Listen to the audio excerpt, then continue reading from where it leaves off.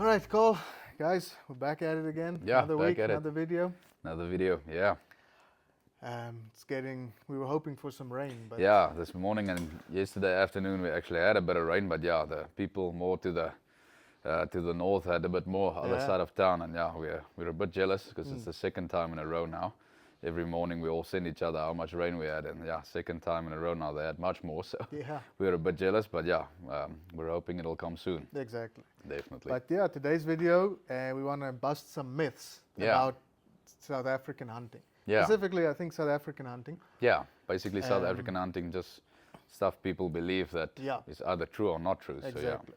Exactly. So the one that we get a lot, and we have discussed it Yeah, before, absolutely. is South Africa unsafe? Yeah, And yes, there's unsafe places, absolutely. A lot of Like- unsafe places, actually. but like anywhere in the world. Yeah, I mean, we've said it in the previous video that Yeah. if you go to the wrong places, the wrong time, you're gonna get problems. That's for Exactly, sure. So, exactly.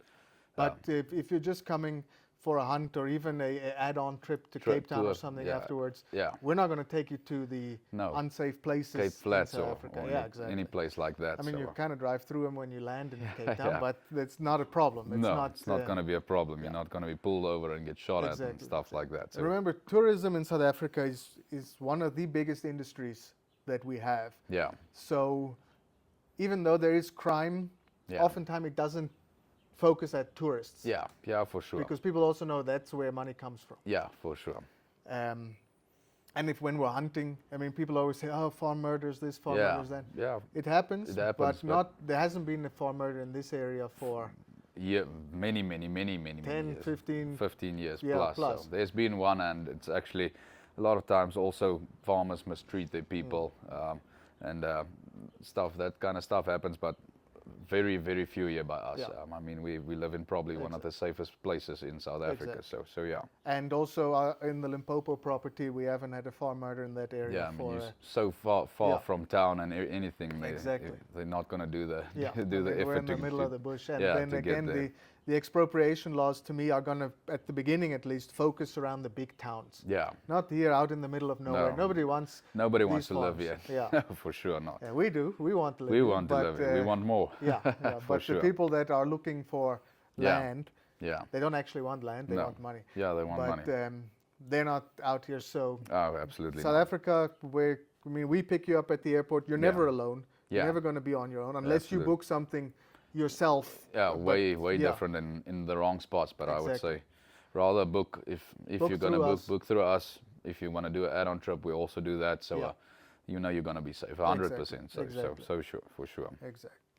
Now, number 2 Yeah. is South Africa is all high fence. High fence, yeah, absolutely not. Yeah, it's a difficult thing to debate, and we're gonna get to the ethical part of high fence. But yeah, there's still a lot of. I mean, we low fenced, all low fenced here, and we've got a good amount of game. Yeah. Yeah, I would say definitely not all high fence. Well, there's a lot. I think more of the country, more of the hunting properties. Well, not more of it, but I would say there's still a good amount of properties that have good hunting that is not high fence at all. So yeah, On cattle farms and sheep farms. sheep like farms, here. yeah, Obviously, a lot of high fence. Certain species Yeah, must be on must- high fence yeah. by law. yeah, For instance, buffalo, I think because of diseases, foot and mouth, yeah, corridor, foot and mouth, yeah, absolutely. all these things. So you have to be able to contain them. Plus danger of the buffalo. Yeah, danger for sure. And then there's other species that require high fence Yeah, for certain permits. But there's still a lot of really good hunting Yeah. on low fence. I mean, we take now eland. There's a herd of free-range eland living on low-fence properties, not 100 kilometers from here. Exactly. And it's a massive herd, and they've been there. They're super tough to hunt. I mean, Yeah. that's probably going to be one of the toughest hunts you can do, like a Barbary sheep as Yeah, well. yeah, yeah. Barbary sheep requires high fence to keep them in, but I mean, Carnarvon is about a 2.5-hour drive. It's a super tough hunt, awesome hunt, I would Yeah. say. They live free range. It's really awesome. So there's definitely still a lot of very good hunting places that is not high fence. Exactly. Yeah. I mean, here we've got Yeah. Yeah. 35,000 acres that are calls, and then we've got the hunting rights all around. Yeah. So, and that's all low fence. All low fence. Yeah. We do occasionally bring in some animals just Yeah. to kind of build up the natural ecosystem again and what Yeah. animals used to be here Yeah, for sure. at our own risk, because Yeah, they can leave. And believe me, springbok also can jump springbok, fences. blazebuck, Yeah. they all jump fences, Yeah. and we see them all the time. Sable, they come and go They as come they and go, please. yeah. Kudu, obviously, which Yeah, is they- probably the hardest thing we have at Yeah, here. to hunt here, yeah. But yeah, so not all of South Africa is high fence. And if you want a low fence experience, Yeah. send us a message, get in Yeah. contact with us, Absolutely. and we'll put something absolutely. together for you in the Northern Cape. Yeah, We do have the high fence in Limpopo as well. yeah, So yeah. We've got buffalo, giraffe, we've got that kind Lot of of stuff up there. Super clipspringer up there, which Exactly. we don't have here. So And the yeah. klipspringer and the bushbuck Yeah. come and go They through come the and go. high fence. Yeah, yeah, Pigs they'll go. come and go through the Pigs, high fence. always, yeah. Predators, Yeah. a lot of stuff can even travel through high fences. Yeah, definitely. So yeah, I think that kind of goes into the next part of high fence is unethical. Yeah. We get people that say, no, high fence is unethical. Yeah.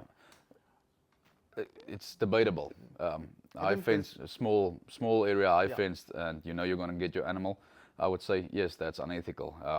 But I mean, if you go, I'm going to take your Limpopo farm as a It's 5,000 acres. 5,000 acres, Mountains, valleys, dents. I mean, there we cannot even guarantee you a buffalo in a week. Mm. There's no way you can guarantee anything there. I mean, that is super ethical. Yeah. I would say, and there's a million of these farms in South Africa that is high fenced. That I would say absolutely, I would go out there Yeah, yeah. anytime, and it will still be a super hunt. It will be a tough hunt. Exactly. So there's no way you can say high fence is unethical. No. A certain point of high fence is unethical, but that could also be a low fence place, small little camp where stuff is tame. That's also unethical. So Exactly. the term high fence is unethical? Absolutely not. Yeah. Yeah. I mean, yeah, you get the occasion where you've got maybe a 20 or 50 hectare camp Yeah. where there's Bobby, the springbuck, Yeah. is living there. You know exactly how big he is because Yeah. he's been darted and measured. Measured, absolutely. So, but then, I don't know if that's what you want to do, then it's not unethical for you. Yeah. But then don't call it hunting, call it killing. Yeah, that's killing or just shooting. Yeah, you're just going in there, you're shooting it. Absolutely. Don't go making up big stories Yeah, about. It's like yeah. a high fenced white-tailed deer Yeah. with a tag in his ear. Yeah. We all know if you see that That picture. shoulder mount or that picture on the wall, even if the Yeah. tag's out, Yeah. we know where it was hunted. Yeah, we know exactly. The same in South Africa. I mean, there's Yeah. certain animals that people know about from Yeah. breeders and stuff, and if we see it shot, we know exactly where. Yeah, even though before it gets shot, how much Exactly. it measures and all of that. So, Exactly. So, but if that's what you want to do, by all means. yeah, by all means, power to you. Yeah. Just don't go making up a big story about Yeah. how you walked 60 Walk- kilometers. And Or don't go walk 60 kilometers and then walk into the camp and shoot Exactly, it. It's exactly. not. That's not part of the story. that's so yeah. hunting. That's not hunting. That's just No. shooting or killing. Yeah, absolutely. But yeah, on big high fence properties, hunting. Oh yeah, I mean, absolutely. when I was up on our Limpopo place in June, was it in June? I think. Yeah, I was trying to hunt a bushbuck. It was there for a week. I didn't even get one. yeah, So, exactly. I was there by you 3-4 days. yeah. We saw a bushbuck. I could have jacked one up the ass, but yeah, Yeah. luckily didn't do that. But I mean, Exactly. it's super tough. 3 days we didn't get a Yeah. bushbuck, and there's plenty. So Yeah, yeah. that's hunting. That's real hunting. Exactly. So yeah, So the reason we have a lot of high fence in South Africa yeah, is because the way our ownership laws of certain Yeah. wildlife works. So if it's on a high fence, even on low fence, certain Yeah. species on low fence, you get a certificate of adequate enclosure Yeah. or a P3 exemption in Limpopo, yeah, which then means the animals on that permit belong to you. yeah. You It's as not pro- government animals. We don't need to get tags. We don't need to Property get owner. licenses. Yeah. It's the property owner's animals. Yes, absolutely. And so obviously when guys bring in animals to stock their farms Yeah, on high fence, you want to have that high fence so that they don't leave to yeah. the neighbors. Because they will. Yeah, They will. especially if you have certain neighbors that'll just kill everything that Yeah, moves over to through them. just to make up some money and stuff. So yeah, And plus it's you do harder, get that. harder for a poacher to get into a high fence Yeah, property, for I sure. think. For sure. That gets monitored a lot. Yeah, So there's certain reasons for high fence on certain absolutely. species as well. Absolutely. So that's why we have them, just Yeah. for interest's sake. Yeah. All right, point number 3, or 4 actually, 4, sorry. yeah. South Africa is all put and take. Yeah. No, It's also not absolutely the not. case, yeah. Yeah. There's I mean, there's a certain degree to where I would think it's also unethical if you just go out and you need a buffalo for next week, Wednesday. Yeah. You dart it, inject it, calm it down a lot, drop it off shoot it, or even the next day it's happened. We've heard many stories. I think that in that context it's wrong. Yeah. But I mean, if you got to stock up for your hunters during the year, so you've got this many clients, and every year is different. This year you're gonna need a lot of place buck, and you say you've got 10 rams, they booked out by June, and you still got 2 guys coming. I don't see anything wrong with buying another 5 rams on an auction and throwing them off in the wild or on your high fence. They're gonna go and but with enough time. but with not enough time. Not Just tomorrow. don't go shoot them all tomorrow. Yeah, That's there it gets a bit unethical. But I mean, some guys, you've got to do that. No, not all of us can stock enough animals or do have enough animals to go and accommodate 20 groups a year. Yeah. I mean, we not nearly have that many groups, but still every now and then you'll say, okay, we'll need some of this species, and I see nothing wrong with that. Going to an auction, that's also why the wildlife is so growing so good in South Africa, because there's always, even the guy that does not do hunting, the breeder can put his stuff on auction. There will be someone interested to pay a good price to get them. Yeah. I think where the issue comes in is when they start inflating the auction prices artificially to try and make us pay more, so we have to end up charging more. Yeah. Certain animals, to me, are way overpriced. Definitely. I'm going to get a lot of hate on this video for that comment. Yeah. But I think because the end user at the end of the day is your hunting market. Yeah. So you need to be in relation to where that is. But yeah, I agree. I mean, we kind of try and keep the number of hunts to a point where we know we have enough animals and our self-sustained herds can breed enough so that we can. But there comes an occasion where we might need to bring something in. Absolutely. But we're not going to, if you're coming next week, we're not going to bring it in the day or the week before you come. Absolutely not. You know, it's planned ahead. And sometimes it happens, like we have 10 blaze buck, for instance. Yeah. So we booked 10 guys that want blaze buck, but then one guy shoots 2 by accident, or he wants a second one. Second one, You know, and we can't call the other guy and say, sorry, you can't come anymore. Yeah, then there's plans to make, for sure. And I mean, I also don't think to have a small property and book 50 groups or 20 groups a year and just go buy in every auction. I don't think that's the ethical thing to do. You should have herds on your property that are self-sustained, that can produce enough for you to hunt. If they don't book that many hunts. Yeah. But of course, there's always the occasion where someone wants to shoot more than you planned and whatever. Yeah, for sure. That always comes in as well. Absolutely. But then again, you get outfitters that will buy in certain animals the day before, like you said, a crocodile or a hippo or something. That happens a lot. And even or a buffalo. Yeah. Or a kudu, a big kudu. You have a client that wants a 60-inch guaranteed. Yeah. You're going to have to find one that's measured, and then you don't want to drop him on a 6,000-acre property and not find him. You go drop him in that small high fence. So that's why we don't guarantee you any trophy sizes, because we don't want to be in that industry. Other guys have tagged animals that they know exactly what size they are. Yeah. And again, if that's what you want to hunt, by all means, power to you. It's your preference. If you want to do that, by all means. It's not what we do, and it's not what we want to do. Yeah. And if a guy comes to us and says, I need guaranteed this and guaranteed this, we tell him, sorry. Find another outfitter to go to. Yeah, we don't do the guarantee thing. Exactly. It's more about us, about the quality of the hunt. And I mean, the trophy is always the cherry on the top, but I mean, the quality of the hunt is what it's all about. Exactly. The story, the stalk up to it and all of that. Yeah. And then, I mean, you get the lion issue, which you know much more about. I haven't done lion in South Africa. Yeah. Yeah, the lion is also, and there's been times where guys, you need the lion by next week Wednesday, they'll go drop it on Tuesday, still drugged, shoot it, not ethical. Still, if you prefer that, then it's all up to you. But luckily nowadays, I'm not even sure about the laws nowadays. It's been a couple of years since we've done some lion hunting, but nowadays I know up in the Kalahari, they've got the way your lion gets microchipped. It has to walk 3 months, I think. I could be wrong, but back in the day it used to be 2 months or 3 months. So then the lion is set in the wild, and believe me, those captive property have to be certain size. The captive bred lions, believe me, they kill.